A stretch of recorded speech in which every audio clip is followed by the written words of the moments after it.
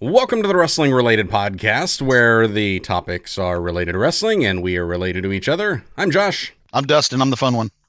I'm Corey, the cranky one. And you're catching us on demand on whatever podcast platform you are checking us out on, or maybe you're watching the video over on YouTube. If you are, let us know what's up. Snap a screenshot, share it on social media, tag one of us if we're actually there. And hey, how about we get to the show, guys? I lost my Yeet postcard. You lost your Yeet Sharpie? Is that what you said? No, my little Yeet card that I had made. Oh, okay. Just my Yeet card or my what card? All right, so where we left off, I don't even remember. We talked about a whole lot of wrestling last time. It took us 2 weeks to record an episode. Now it's taken us like 3 days. We also talked about basketball. We also talked about hockey. We also talked about UFC and boxing. And yeah. All right. So this one we're going to stick to wrestling. So what happened in wrestling related this past week? Hey, I do have a one wrestling related thing, if I can kick it off. Sure. Please do. Is it possible that they are setting us up for a potential Cody Rhodes holding 2 different belts? Man, I hope not. I hope not. I hate it when they do that. Just, you know what? There's enough wrestlers out there in the business. There's enough belts. Just have a different wrestler for a different belt. Don't combine the belts. Don't turn around and say, well, I have this belt and this belt and this belt and this belt, and be Jay White come out with 17 belts when you come out to wrestle. The belt's way more than Jay White. Come on. Though. Hang on. There's something to be said for belt collectors that are working multiple companies. Holding multiple belts in the same company, it loses something. Correct. I mean, let's face it. Ultimo Dragon coming out in WCW was like, ooh. However, and Lance Storm doing the same thing. Lance Storm doing the same thing with all his Canadian style stickers. Not as cool. Funny, but not cool. Kenny Omega from a few years ago when he was doing AEW, TNA, AAA, New Japan, that was amusing. Cool. Yes. That's fine. Yes. But like Corey said, the same company? No. Okay, so it's not as amusing. So that's why the Jay White thing actually kind of plays, in my opinion, because he's in this 6-man tag trios thing and holding trios titles in 3 different companies or 2 different companies or however many. Both companies owned by Tony Khan. Held in 3. Who was it that held 3 different ones? FTR did. Somebody did. Is that who was holding that was the 3 different companies? That was the tag team. That was tags. Okay. Yeah. Yep. Well, but okay, I mean, there's three trios titles out there. Go get them. Right. The only problem is the Bang Bang Gang holds the 2 trios titles from the 2 companies that Tony Khan owns. So we're back to one company. So go to AAA. That would be fine. Got no problem with that. Well, see, and Ring of Honor and AEW, they're both owned, but they're both kind of ran separately. So with the same wrestlers, and defending ROH titles on AEW. Yeah, well, yeah, I don't like that. But there's some crossover, but then there's others like what is it, Athena? That she's only on Ring of Honor. Like, when was the last time we saw her on AEW? It's been a while. Which is kind of a shame. If they kept them separately and they did not, defend the ROH television title on AEW Collision or whatever it is, I don't like that. Then I have no problem. But they're not keeping it separate. They're combining them.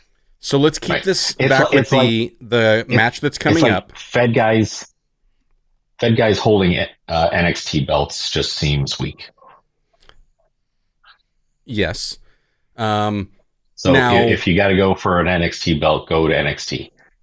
Be gone. Get off TV. Correct. I mean, yeah. Yeah. Now, if I keep this back on the match they've got coming up for King and Queen of the Ring, Cody Rhodes, WWE champion, against Logan Paul, U.S. champion, It's title for title. Champion versus champion. I haven't It's heard them come out for title. I haven't heard them come out and clarify title for title. They have said it's champion versus champion. Okay. But so Cody did say that's the only belt he needs to become a Grand Slam. And so he's like, yeah, I'll go ahead and face you for that. So that's when they start saying champion versus champion. Now, if it's on the line, like we can't have a Logan Paul WWE champion. Like it's not gonna happen. Can't happen. That's an easy guess, easy prediction. So then we're either left with some type of a weird schmoz finish, where it's one of those that maybe Cody wins, but it's by DQ and titles can't change hand on disqualification, or the other way around. Who knows? But what if Cody actually wins it 2 clean? weeks? Yeah, it's 2 weeks. If Cody were to win that clean, and he winds up being WWE champion, and he winds up being US champion, what if he winds up actually bringing a little bit of legitimacy to the US championship, where sometimes he's defending the WWE, sometimes he's defending the US. We may see more title defenses that there are, but what if it's only defending the US championship in the US? So when they do these overseas pay-per-views, US belt isn't defended. It should be that way. It should be that way. It should, but this is the king and the queen. Mean, why would... maybe that is the swerve angle. Cody winds up winning. That's the stipulation. They're in Saudi Arabia, and it's the U.S. Championship, so it doesn't count. So it doesn't count. That's his loophole. Oh, that would be. Oh, that would be fun. That could even set up a rematch at SummerSlam with those two. In what is it? It's in Cleveland, which is Logan Paul's hometown. Logan Paul's. Great. Now I'm just playing the Drew Carey theme song in my head. Cleveland rocks. Cleveland rocks. But I don't know. When I first saw this possibility, I was like, no, I don't want Cody to have both belts. Nope. Is it? Has the roster, even after the draft, the roster's gotten that slim pickings that we're now picking champions? It shouldn't be. We need some build up. I think it's a situation where the slim picking is the people that could legitimately wrestle Cody Rhodes for that heavyweight belt or for that universal belt. Because you got Drew McIntyre who's hurt, you have Punk that's hurt, you have all these guys that are hurt. So the problem is they don't have any big names that they could turn around and put against Cody Rhodes right now, I think. So they say, well, this should be entertaining. They're on SmackDown? Those two are on SmackDown? No. Yes. Drew's on Raw last night. No. Cody and Logan Paul. No, yeah, I was talking about Drew and Punk. Oh. They're on Raw. Drew and Punk are on Raw, with Damian Priest. Right. Yeah.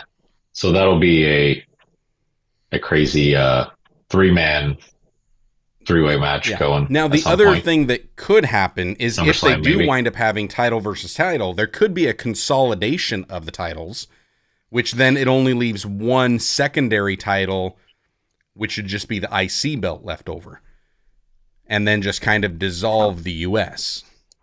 But the IC belt is primarily on Raw.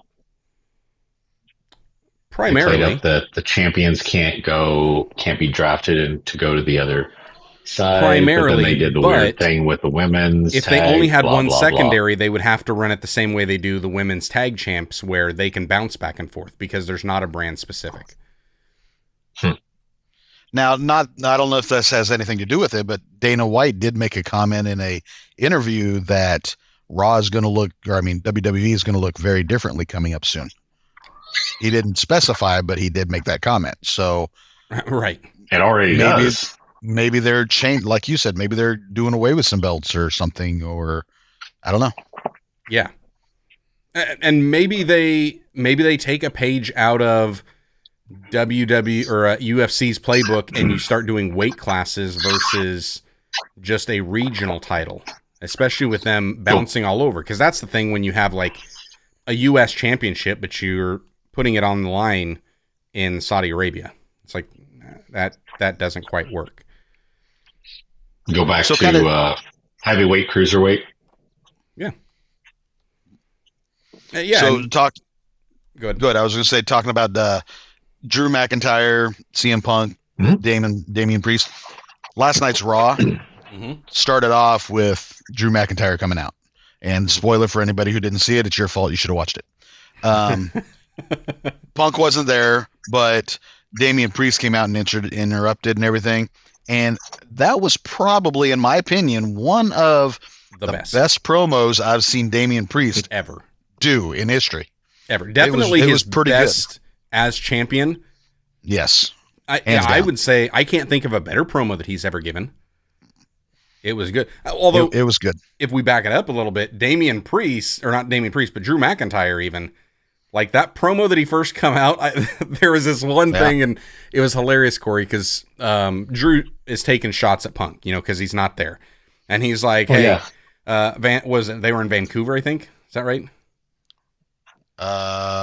Yeah, I think so. I don't remember. That was last week, wasn't it? Yeah, I don't Wasn't remember. AEW up there too? That could be. You watch enough wrestling, you start to lose it.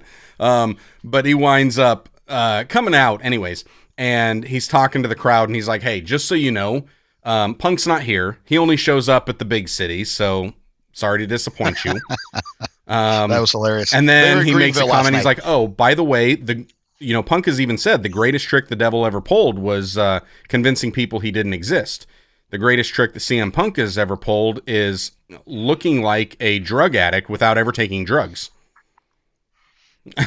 Hilarious. Hilarious. And they were in Greenville, South Carolina last night. Oh, yeah. That's right. And I'm he's not wrong. He's not wrong. Right?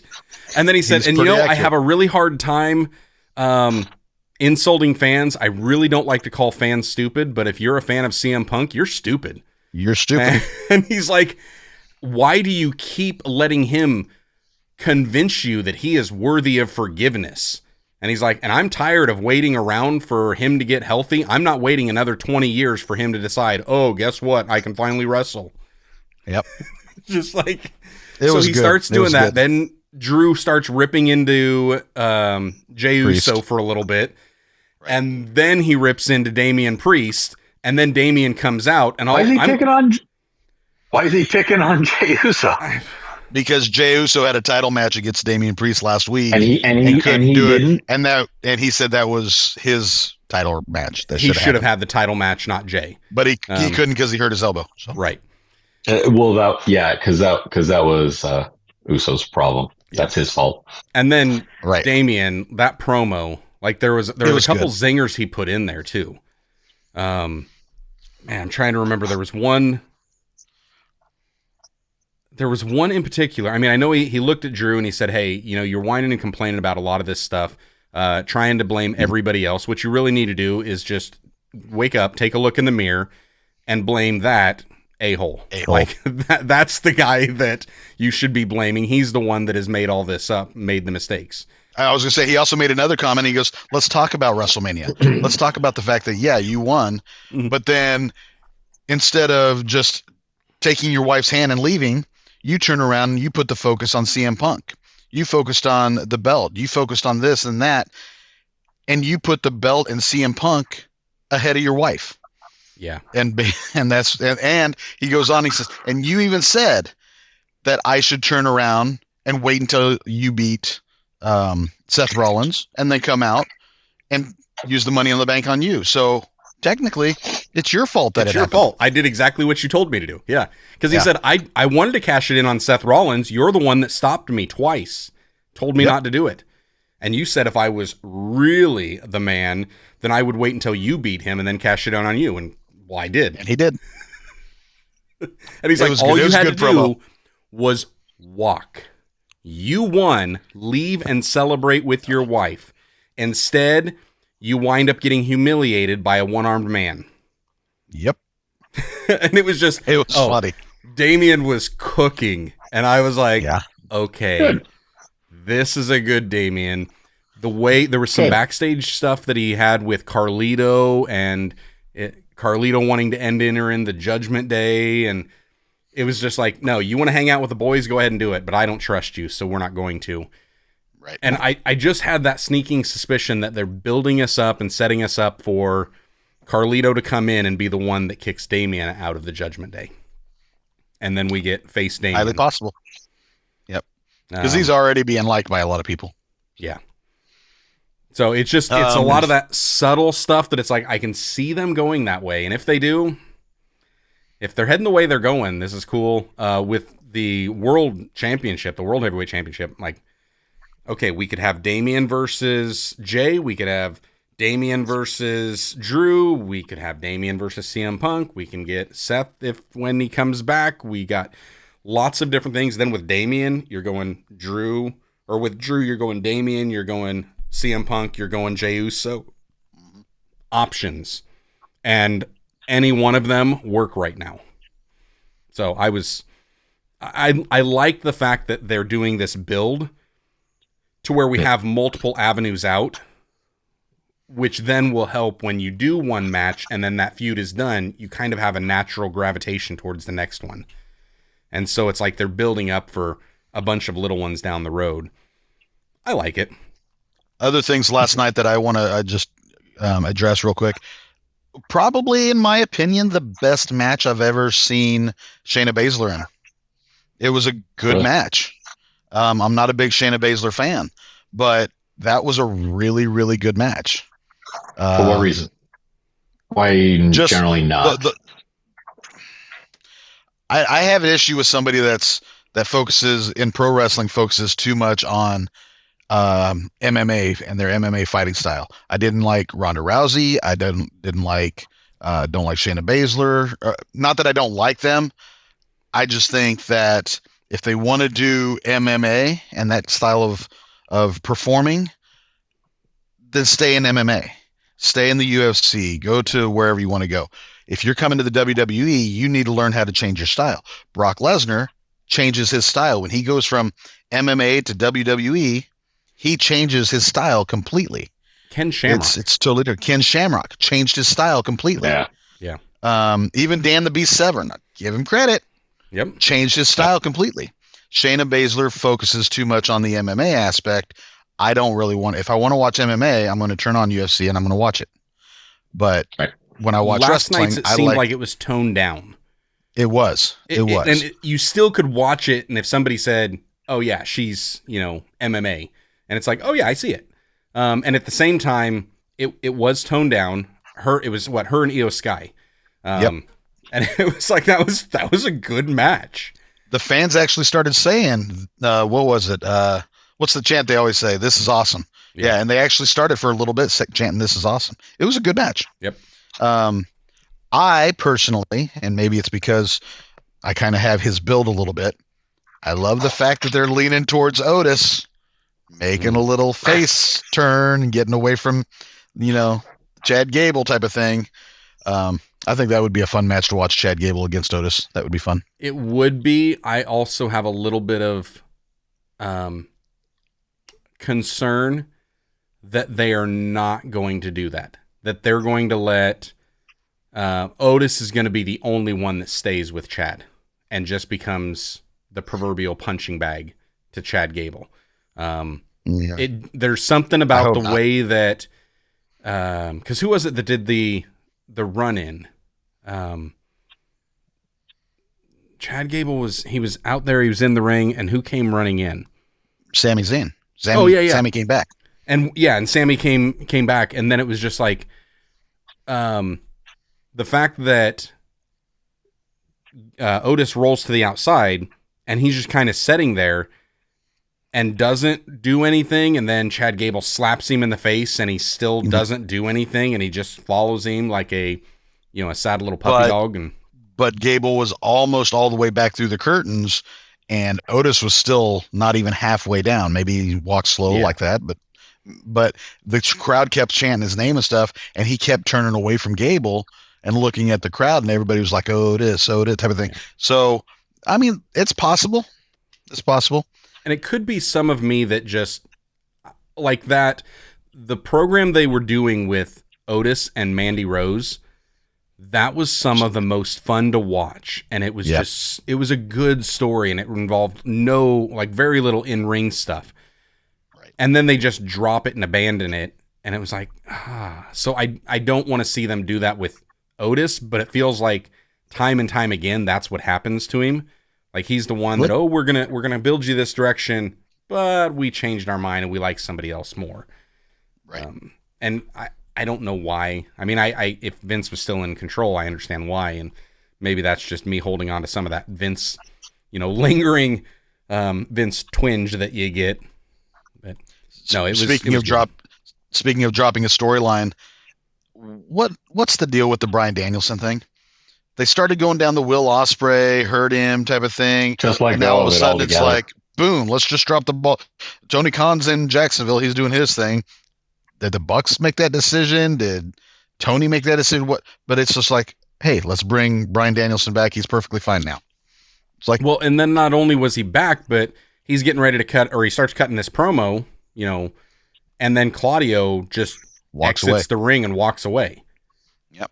It was like, was this an impromptu promo or what? But then when the camera is like following Claudio out there and Brian's still talking, then it was just, something was off with that. But they did interview Claudio. They did interview Claudio on the beginning part of the next show, and he made the comment. His whole thing is he thinks it's great that Bryan Danielson wants to stick up for AEW, and he understands why he's doing that. But what he doesn't understand is going through this anarchy in the arena, which almost took him out of professional wrestling the first time. Yeah. And you're going to go in there with Eddie Kingston. Yeah. And he just went off on that. Now that could just be another storyline. Maybe it's a storyline of, Danielson wanting to step away from the BBC and turn around, and his last few months, I guess his contract's ending up, it's actually done before All In. And he said he still wants to continue wrestling because Wembley's the event. Yeah, and that's I heard him say that he wanted to finish towards the end of the year but I don't remember what pay-per-view they do at the end of the year. He said he wanted to do Forbidden Door. He wanted to do it at Wrestle Dream because that was like the first pay-per-view he watched or something like that, or went to I don't know. But yeah, he wants to end there at Wrestle Dream, and that I think is in October. So he'll just be working off contract, I suspect. Or, I don't know. It's Tony, it's Bryan Danielson. They'll probably get him into the equivalent of a WWE Legends contract or whatever, and just say, if you want to wrestle, then we'll pay you X amount for every match you do on top of it. And I thought for sure they were going to do the Will Ospreay, Bryan Danielson thing and do like a, before the year's up, 3 matches and the best 2 out of 3 thing. But they just dropped the ball on that storyline, so I don't know what they're doing. Do you think that maybe it's that they still feel like they're building Ospreay up? I don't think he needs much more. I don't think he needs more. At this point in time, a trio of matches would be like, that seems like a layup. But I don't know. Maybe they just got too many different storylines going on, and they're like, well, we need somebody that can lead a little more over here. I don't know. And speaking of AEW, love FTR. Love FTR. Mm-hmm. They just keep getting better. Their promos are great. Their ring work is great. The new one. Last weekend, Dynamite Kid, the nephew of the original Dynamite, looks just like his uncle. My goodness. At one point, I'm in Tennessee, and I just happened to flip it on, and I'm like, oh, whoa, wait a minute. And I had to take a second because they're saying it's Dynamite Kid, Tommy Billingson, or Billings. Yeah. And I'm like watching, and I'm just focused on him because I love Dynamite Kid and the original, and I like this kid. This kid's solid. Wasn't afraid to take a punch from Dax. He took some chops enough that it busted some blood vessels.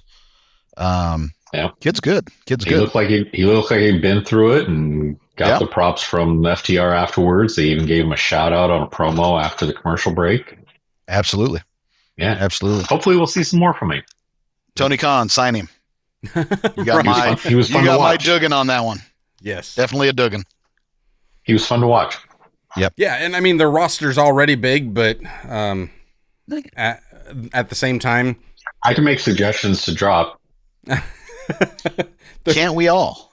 There are always suggestions, yeah. Who was it that I heard? I just heard an interview. Max Caster.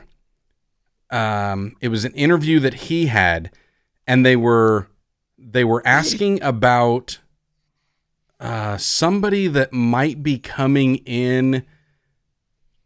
I don't remember who. There was somebody that was like a potential free agent. And hey, what do you think about, them coming in? And Max Caster's like, no, we don't want him. Stay away. And so he was interviewed. He's like, why are you saying that? He's like, well, anybody that we bring in, that's somebody that could be taking my spot, that could be taking my TV time. No, I don't. Why would I want you here? And he said, and that I was never that way. He said, but when I came in, that was QT Marshall. QT Marshall said, hey, I'm happy for you. I'm glad you're here. I also want to let you know I don't want you here because you're going to take my TV time because you're better than me. And he's like, just so you know, I didn't really want you here because once you came here, I knew you were going to take away my TV time. And he said at least he was honest about it. But Max Caster's ruining his own TV time for some of his raps that are just too far. Just taking it just a hair too far. Yeah. Yeah. Oh, speaking about just too far, last night on Raw, what was her name? She just came up from NXT. The Irish girl? No, Valkyrie? No, I don't think. She was in the backstage promo with Kiana, whatever her name is. That might be. Yeah.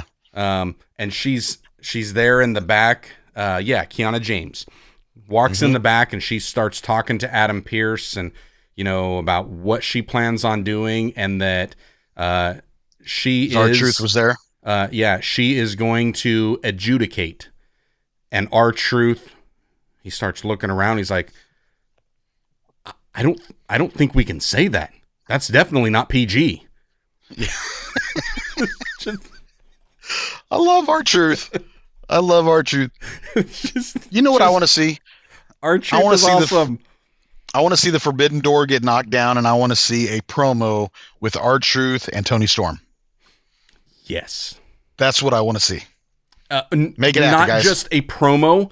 I want an entire series. I want mini movies. I want the timeless truth. There you go. Book it. Forget Ms. and Mrs. Do the timeless truth. I like timeless truth on Turner Classic Movies. That would be awesome. I was just thinking to do a series of interviews. So we have the one doing the interview kind of like Piper Pitt style, but having the one doing the interview being Santina Marella. Ooh. So fun. Do a real world, just put them all in an apartment together and then video it. A reality thing. Maybe we could get broken Matt Hardy in there with Goldust. And Goldust with a tick. Goldust with a tick. You got to get the tick in there. You got to get the tick in there. From the electrocution. Yeah. No, that backstage promo, that was fun. There was definitely some good stuff. Bring back Perry Saturn and Moppy. So Moppy. Yep. Okay. Hey, Dustin, you sent me a photo. I love this photo. I loved it. Corey, look at that. Current WWE champions be like Scooby-Doo. You got Cody. You got Cody Rhodes. You got Bailey. You got Becky, Bailey, and Sami Zayn. Sami Zayn. Yeah. Sami Zayn. Yep. That's pretty much it. Yeah. And then R-Truth would be Scooby. So Zoinks. It was a good one. I thought so. So we just glossed over in the last episode the fact that a week from this Saturday. We did? Well, we glossed over the fact that like a week from this weekend, I guess, because it's Saturday and Sunday, we got 2 pay-per-views coming up. Or a PLE and a PPV. So the next episode of this will probably be nothing but predictions. That's going to be a whole lot of predictions. Correct. Which, I mean, it's in Saudi, so we're probably going to get, 6 matches there? And then it's another AEW pay-per-view, so we'll probably have 13 matches there. Something along that lines. True. And that's not counting the pre-show matches. Correct. Yeah. Yep. Although, hey, I'm enjoying the King of the Ring. Me too. The way the King of the Ring tournament's going, the way the brackets are going down, there was an element of me that really, really, really wanted to see Gunther and Dragunov. And I'm not a fan of Dragunov, but I wanted to see that match. It happened once in NXT, didn't it? Not the only one. Yeah, it happened in NXT.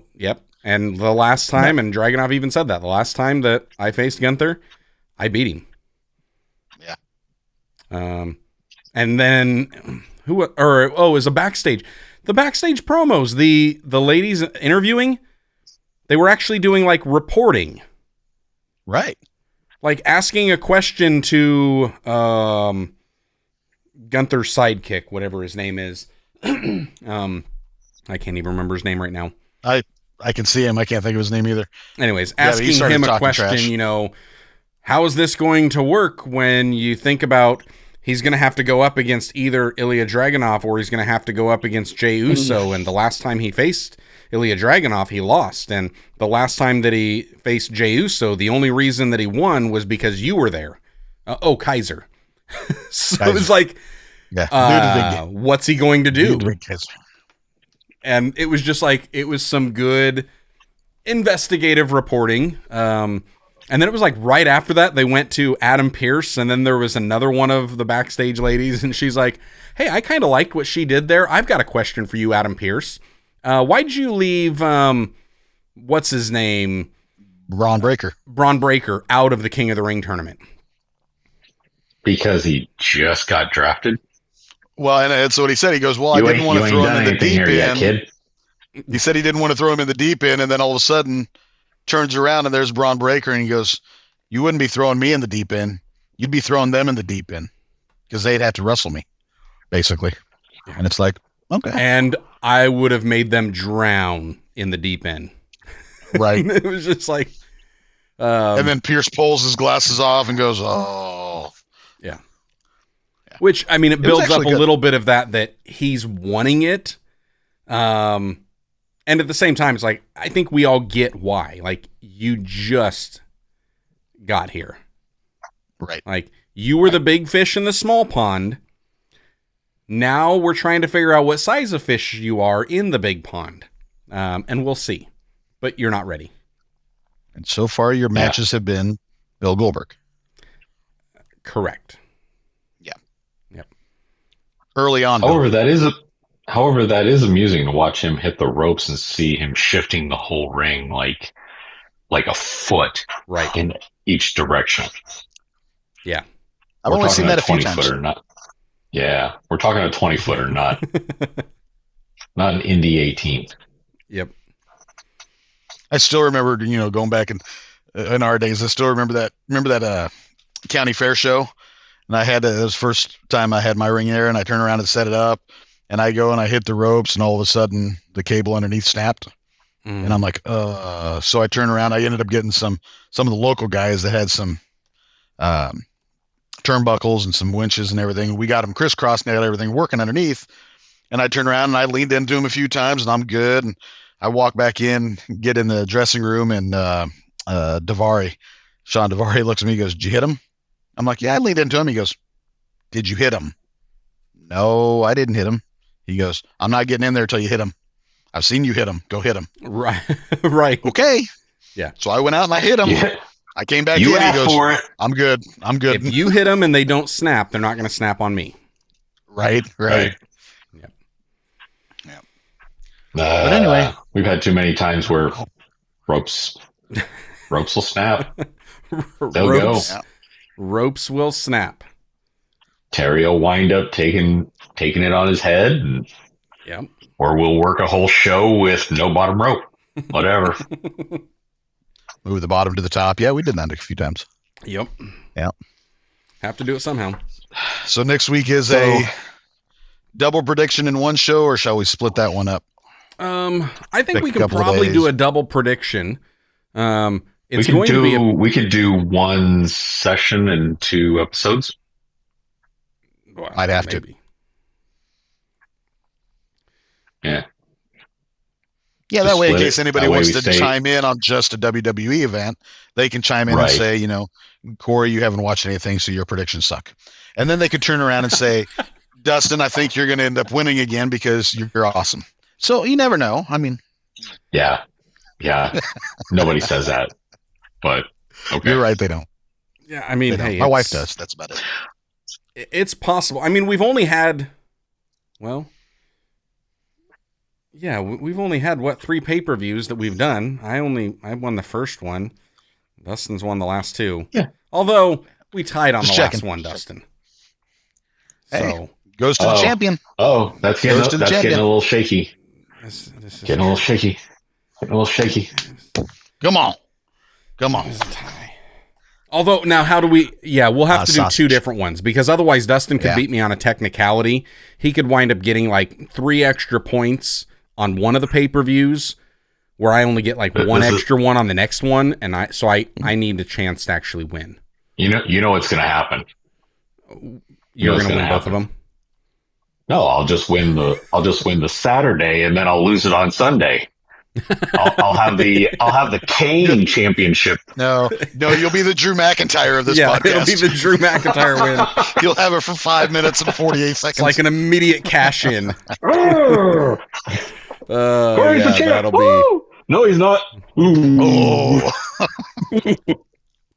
Yeah, I haven't even looked forward or to kind of see what we've got even going on there. If I kind of preview, I don't even know what the lineups are. Yeah, we got Cody Rhodes versus Logan Paul. It looks like Becky Lynch versus Liv Morgan. The triple threat that we thought might have been at the last one for the IC belt: Sami Zayn, Chad Gable, and Bronson Reed. Those are the only ones they've got as of now. But then you've also got the King and Queen of the Ring. Are they doing both the semifinal tournament, or is it just the finals of the tournament? I think it's just the finals. Okay. I think they're doing the semifinals because they still have all next week's Raw and SmackDown before the pay-per-view. Yeah. True. So I think semifinals will be next week, and then finals will be at the event. Yeah, and then on Sunday night for Double or Nothing, you've got Swerve versus Christian Cage for the belt. Timeless Tony Storm versus Serena Deeb. Willow Nightingale versus Mercedes Moné. Roderick Strong versus Will Ospreay, and then that Anarchy in the Arena with the Elite versus FTR, Kingston, and Danielson.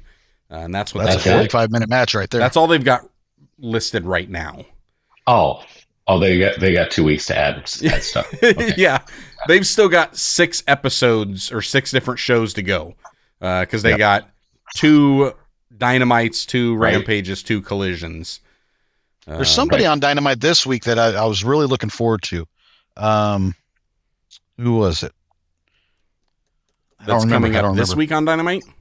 Yeah, coming up this week. There was a match that they announced because I was kind of skimming through Collision earlier today. Pull that up and see if you can figure that out. And my head looks red. That would be 15. Looks like Corey's head. So what we've got going on for this week for Dynamite, you got Swerve against Brian Cage, Moxley and Danielson versus Kyle Fletcher and Jeff Cobb. Kazuchika Okada versus Dax Hardwood. That's the one I wanted to watch. Yeah. Yep. The Elite versus Seidel and Danielson. Or Daniels, not Danielson. Christopher Daniels.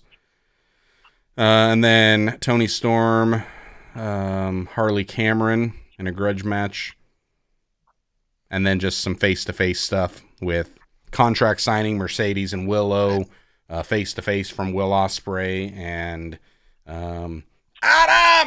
Roderick Strong. I will say... Also, I think we're getting Adam Copeland calling out Brody King as well. Or not Brody King, Malachi Black. Malachi Black, yeah. Which that's probably going to be one of the matches I would imagine that we're going to get. I could really see that coming from Double or Nothing. Added to the PPV. I wish they had a little bit more build up for it, but then at the same time, if they do a call out on Wednesday, have some type of altercation on either Friday or Saturday, and then go into next week, 2 full weeks, especially with what they've been doing. They can do something. Yeah. And that needs to be some type of a schmoz type finish too, just to drag that out. Like that needs to be a match that builds and keeps building. That whole thing they're doing with Adam Copeland and the House of Black It's good. Very intriguing. Yeah. I do have a complaint. Can I vent for a minute? Sure. I understand. Is it wrestling related? It is wrestling related. I understand that these play-by-play color commentators, the table announcers, whatever you want to call them, I understand they have so many matches and they make so many calls and do everything. And I understand a lot of things can get mixed up. Mm-hmm. And one of which, Tony Schiavone's like 94 years old. And I get that. He's called a lot. But when you're on TV, you need to make sure that what you're saying is accurate. They called Willow Nightingale Mercedes Moné. Tony Schiavone did. They turned around and said that Io Sky did a STF and it wasn't. It was a crippler crossface, and things like that. And I mean, I had not called as many, nor do I want to, matches as some of these guys. But when you're on TV, you need to be on your game. And we're still calling a Scorpion Deathlock a sharpshooter, which is garbage. It's a Scorpion Deathlock, and it was that for 2 decades before Hitman got a hold of it. Yeah. Come on. But it's just, that's one of my biggest pet peeves, because for me that ruins the match or ruins, and I hear it instantly when it happens, and it just ruins the whole thing for me. Because announcers, they can make or break an entire match. Now, the only caveat I will put onto that is Taz. I expect Taz to mess up all the time, and I want him all. Because he just laughs at himself, and then Excalibur rips into him, and then it just makes me giggle. And sometimes I think Taz does it on purpose, too. Sometimes I wonder. Yeah. I'd have noticed that when watching Collision, because it's Nigel McGuinness and Tony Schiavone on there. And I think it was this past week where it was... he said something about the purveyor of the European uppercut in talking about Claudio Castagnoli. Yeah. And Nigel was quick to shut him down. Just sitting right there. Yeah, he was like, I'm not sure I would use that terminology. I know a few people that can definitely throw some European uppercuts. It's just like, probably not the best guy to be talking about that with. I say that around Excalibur. Right. Now let's talk European uppercuts. The two guys, Claudio and Nigel, got amazing repertoire with European uppercuts all over the place. Mm-hmm. More and more guys are using a European uppercut that don't make it look like it's any good. Right. They're getting sloppy with it. Now it is, however, not Dex, but Cash on FTR. A couple weeks ago, he threw a European uppercut, and I swore he broke someone's jaw. Yeah, I was like, that's how you do it. He's got a really good one. Yeah. And speaking it's because he punches, rears back and he follows through. And speaking of throwing punches, Josh, what'd you think of Becky Lynch's punch on Liv Morgan backstage? Man, that looked stiff. It looked like she missed to me. It looked like she missed. Oh, I thought it got her. It didn't look good. No, it did Does not. she need more? Does she need more practice on Dom? Part of me thought that's what they were kind of going for, is maybe we can catch another Dom moment, but on Liv this time. And I think looked like a shoot punch to me, that 90% of shoot punches don't look good. They hurt. They just don't look good. And that's kind of how it looked. The one with Dom, I think the reason the one with Dom worked so well is because he wasn't even looking, and the camera placement was perfect, because as he turned, you could just see it. The one where they did it with Liv, I don't even know how. Like, Liv is faced like this, and Becky's standing here, and she throws it like over here. Yeah, and it was the camera angle was a little off. To me, it looked like she was a rock'em sock'em robot. It was a horrible punch. Yeah, it wasn't like when she threw it at Dom, it was like a cross. Correct. The one that she threw at Liv was more like a jab. Right. And so it was the way that I don't know, it just looked, it looked like it hurt. I mean, at first. Now then when she's selling it and she's kind of rubbing on the other side, it was like, well, yeah, that would kind of be believable. For somebody that had a legit punch, but it doesn't help to sell it that way. Because everybody, like, if you've been hit hard enough on one side of the jaw, it hurts on the other side of the jaw. But it's like, that doesn't, for somebody that's not been punched, they're not going to get that. They're not going to understand. And that's where it was like, it was just the way that she was selling it. It was too insidery. I still thought it looked stiff. And it was still kind of a cool thing, but and again, I just watched it like running through it one time. I didn't see it after. I didn't check any replays on it. Mm-hmm. But yeah, it was something. It was something. Anything else? I can't think of pops up anything that really popped up, because all we really had, like we covered last episode, essentially 2 weeks of stuff that we went through, and all we had was a big one. 3 shows here. We had the back-to-back Collision Rampage, and then Raw. Well, you know who's coming back tomorrow? Who? Hook. Hook is coming back tomorrow. Get my fast forward button ready. Oh, can he shave his head or something? So we'll Hook made me think about Jericho. Actually, Hook made me think about FTW Championship. FTW Championship made me think of Jericho. Jericho makes me think of the Learning Tree with Big Bill. I'm liking that. I like that, yeah. I'm liking that. I've always... And he's like, thank you! This is what Big Bill learned from the Learning Tree. And he's like overly happy, and it's just... It's almost so like... funny. I mean, you're on legit, the list. Who wouldn't? Right. Yeah. Who wouldn't be excited to learn from Jericho? Right. But it's that's Jericho slightly goofy, and yet at the same time, legit and believable. Right. And, I mean, I like Big Bill. I loved Enzo and Cass. Mm-hmm. I thought they had so much potential, and I didn't care how his backstage antics went.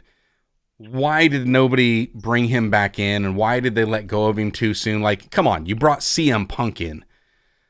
Like, the guy could sell and he could make money, and I know, and that's the thing that was frustrating about it with me with Enzo and Cass. It was like they were making money for the company. They were selling merch galore. But doesn't that speak to how bad the backstage and behind the scenes had to be for them to go, yeah, I don't care how much money you're bringing in. How bad did it have to be? Had to be pretty bad. Whereas Punk, they were just like, hey, you want to come back? And he's like, nah, I'm good.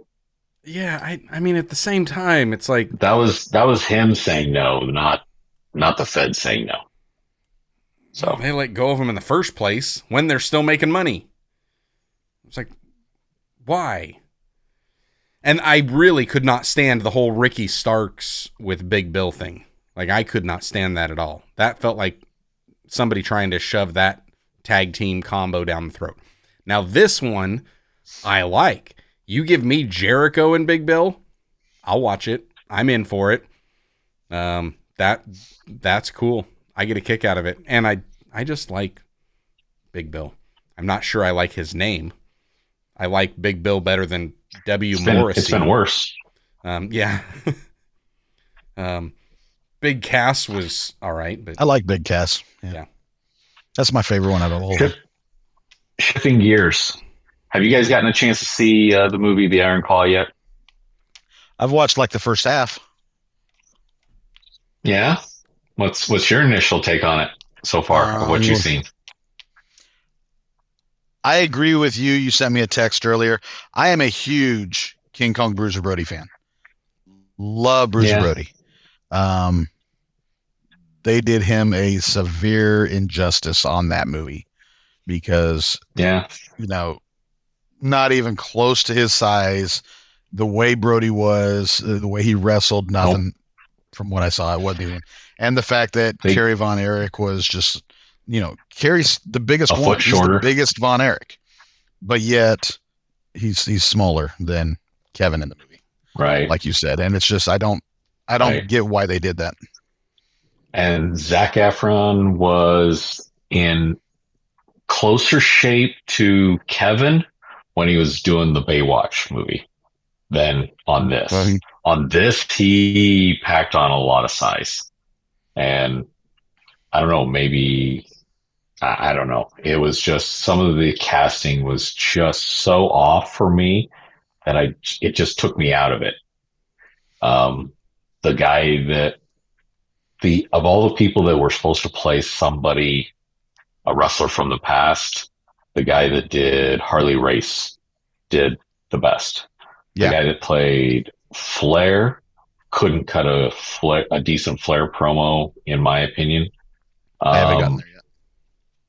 I was just like, there were some moments in his promo. It's like they tried. It's like they tried, and it's just like the whole time I'm watching it, I'm like, gosh, every group of wrestling fans has a buddy that can do a better promo, a better Flair impression, because we've all heard it so many times. I will say, the Harley one, that actually, the way they portrayed Harley in that, where he was wrestling Kevin in the first match, and he was stiff. He was really, really stiff. And it was that mentality that Harley had of, here's this new kid. He's wanting to make a name for himself. So I'm going to beat the living tar out of him. And depending on how he reacts will depend on how I feel about him. The same thing happened, when I tried out for Harley, the very first match I had, he put me in there with a couple of his guys, and I got beat up. I got chopped in the throat, hit in the mouth. And after it was all said and done, I walked up to Harley and I said, "Thank you, Mr. Race. I appreciate the opportunity." And he said, BJ, his wife says, BJ will be in touch. So, Yeah, I thought, the movie, I really enjoyed the movie. I thought it was a good movie. I really enjoyed it. I went into it thinking about looking at that more like the wrestler versus Beyond the Mat. Like, I wanted it, I was going and looking, this is a story and it is a movie that is about a wrestling family rather than being, this is a wrestling documentary story. I did not want a documentary. We've already had 2 WCCW documentaries. I don't need, and they were both pretty good, but both very different. Don't need to relive that. But when you're going through there and you completely eliminate one brother altogether, and your casting are people that don't even look like the characters that they're supposed to be portraying, and you're taking so many liberties with what's supposed to be a true story. So my question is, I guess the rumor is that they asked Kevin, what do you want? And he's like, as long as the focus is just about how much us brothers wanted to just be together and how much Not so much love we had for each other, then I don't care what you do with the rest of it. And so they're like, okay. Here's the question: whether I finish this tonight or whether I finish this in the next month or so. They had Lance Von Erich, right?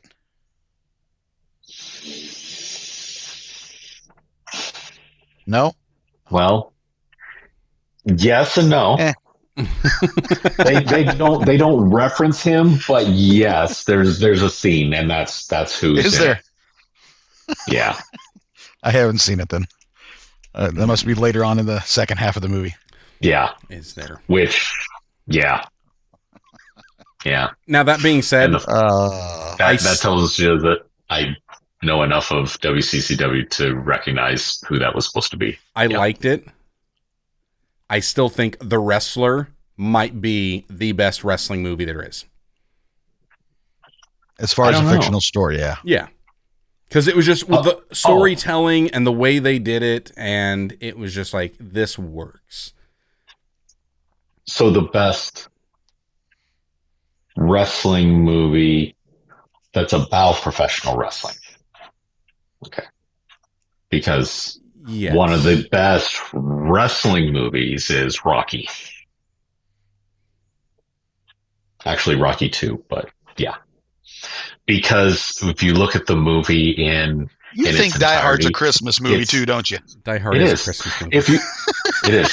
So, but just because if you look at it as a whole, it's your typical how to set up a match and how to build up a baby, and then you have the comeback and everything, and then the payoff, regardless of how the payoff is. So, and that's a reference that I got from Mr. Job Squad. Well, and I get what you're saying on that, but Al Snow. At the same time, I was thinking white. That's, I mean, it's a really kind of oversimplification of it, and we could just take that down and say, well, all wrestling really is it's just the hero's journey, which has been told going back to the Bible. But let's face it, it's storytelling. Yeah. And that's why we fall for certain characters. That's why we get invested in Cody finishing the story, or whether everyone was like all about the mega powers in the day, and then them splitting up and the drama that built up there and all that. It's and why we're hoping for such a build on some of these upcoming storylines that we think just need a little more. Need a little more percolation. They just need for longer, because storytelling. That's hard. And for me, when I was saying I will say probably the reason why Josh liked it. Go ahead. I'm sorry. Go ahead. Oh, I was just going to say the thing why I like the Wrestler, and I'll say that, is because, and the same kind of reason why I really like Iron Claw. When I'm watching it, I wasn't so much thinking that I'm watching wrestling as much as I felt like I'm watching a movie about a wrestler, and it's the whole thing. And so it was not so much focused just on the in-ring competition. It's like, no, this is about... It's about him. It's about his journey. It's about everything that he has. And so it was more about with the wrestler, the person that's going through it. With Iron Claw, it's more about the family and that bond that they had. So because of that, I was able to overlook. Yeah, I mean, did I quickly, when I first see like the very first family photo, and I'm like, wait a second, 1, 2, 3, 4, 5. We're missing somebody. It was just like, someone is missing here. I was like, I know how to count. But right. And probably the reason Corey and I probably had more of an issue with it is, back in the early mid 80s, we watched it. Yeah. That was on ESPN every day at 3:00. Correct. We were watching WCCW. We were watching Iceman King Parsons. We were watching, the Dingo Warrior at the time. Yeah. And if it wasn't that, then it was AWA from Las Vegas, Nevada. Yeah, because I was getting because very that's where little they of had that some by the time shows. I got around. It was like, oh, hey, I get the Texas Tornado. So it's like I got that aspect of it, but then go back because, you guys are like, oh, you're missing it if that's all you're thinking about. And then go back and watch some of it, but yeah. Yeah, then they just, it's just some of the facts that they just took liberties with. The fact that you have Bruiser Brody shorter and smaller than David was just like, for sure. And when it comes to shorter than Kevin, you've got to be kidding me. Yeah. I mean, Brody ate up Mark Calloway on his very first match. Yep. I mean, sure. Yeah, I will say the casting, it wasn't. It didn't look as good as I was hoping the casting would be, but I think the reason that I had higher hopes for the casting on that was because of watching Young Rock. And it was like the casting they did on that, they knocked it out of the park over and over again. Yep. So that was kind of that. I love the casting on Young Rock. Oh, it was so good. But I will say that the actual wrestling in the movie is better than Young Rock, and that's because maybe Chavo. It's just because they had the time to devote to it, and they got Chavo doing it, who at a time working on the Glow TV series as well as some other movies. He's got an uncle that was really into working with Hollywood on movies and so on and so forth for years. So he clearly knows how to really translate it and teach it. So, speaking of Chavo, kudos. Bring back Lucha Underground. Lucha Underground, bring it back. Bring it back. Did you hear the rumor? What? They're bringing it back? The rumor that Tony Khan is actually looking at buying it. I don't know how accurate it is, but I saw that over the weekend. That because WWE initially was back when they were buying up all the libraries, they were wanting to do that, and I had heard that Tony Khan is actually looking at and trying to figure out how to make an offer to buy it. I think primarily for the library, but that's primarily what he did with Ring of Honor too. He just wanted the library, and he even said, I don't want Vince to have this library because I don't trust that they're actually going to do right by it. And it was like, fair enough. And okay, well, Vince is out, but how is the Fed done wrong by the different libraries? You can't find any Chris Benoit anything anywhere. Gone. Like the matches are just completely edited, completely out? Gone. Yep. Oh. Well, that's a good thing I've got WrestleMania 1 through 20 box set. So, right. Did you hear, Josh? Did you hear Chelsea Green's interview on CVV where she was talking about Lucha Underground, and she was describing the fact that the reason it was so cool was it was a TV studio. Yep. That's what it was. It was shot in a TV studio, and she said the worst part about it was that landing that they came down on the stairs. It was a false wall, and they had to climb a straight up ladder to come then in. Walk through this little door just to walk down. Yep. And I'm like, wow, I didn't even know that one. Yeah. That's funny.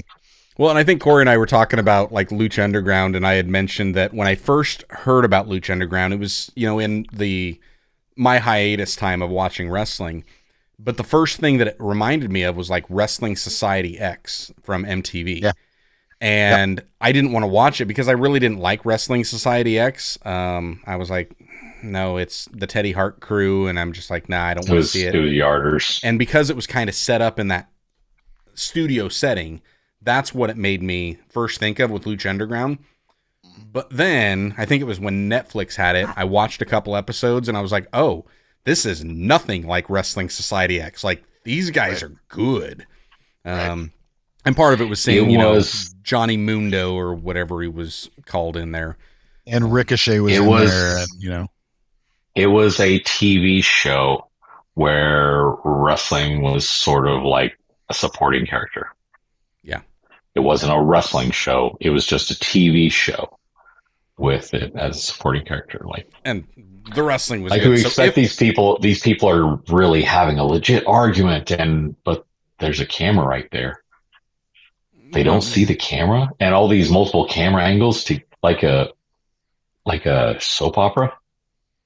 I mean, at the same time, that's at least with the Fed, it's behind the scenes at a show. There's going to be people walking around and with cameras. Yeah, but up until recently, it was like even WWE tried to make sure that nobody broke the fourth wall until you get like Kevin Owens that turns and look directly at the camera and be like, "Oh, you were there."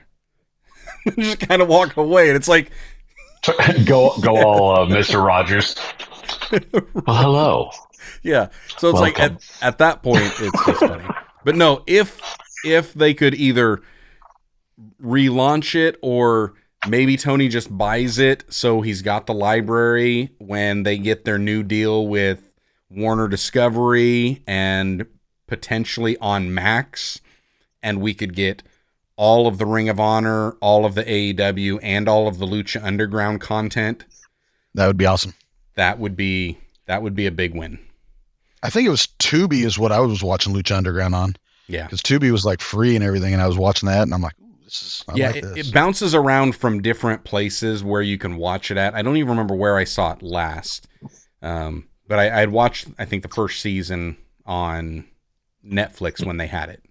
And then I tried to figure out where it was at next, and then using a VPN to try to find it again. And oh well. Yep. All right. Well, hey, how about we wrap this up? I want to give you guys one more thing to keep in mind if you didn't hear about it and you didn't see about it. Apparently, is today the 14th? Starting today, it is on the day. CW app, Billy Corgan's Adventures in Carneyland is a reality TV show about NWA and him with Smashing Pumpkins, and it's apparently on the CW app starting today. Wow. I love the name. Wow is a word an episode. for it, yeah. I saw a trailer and I was like, okay, I'll watch it. Yeah, I'll watch it. We'll talk about it on the next podcast. There you go. All right. Oh, we got like so many predictions. We got a bunch of stuff coming on. So I think that's all we've got for today. We'll save it for a future episode. Right, it'll get brought up at some point in time. At some point it will. We'll catch you guys in the next one. Have a good day. Yep.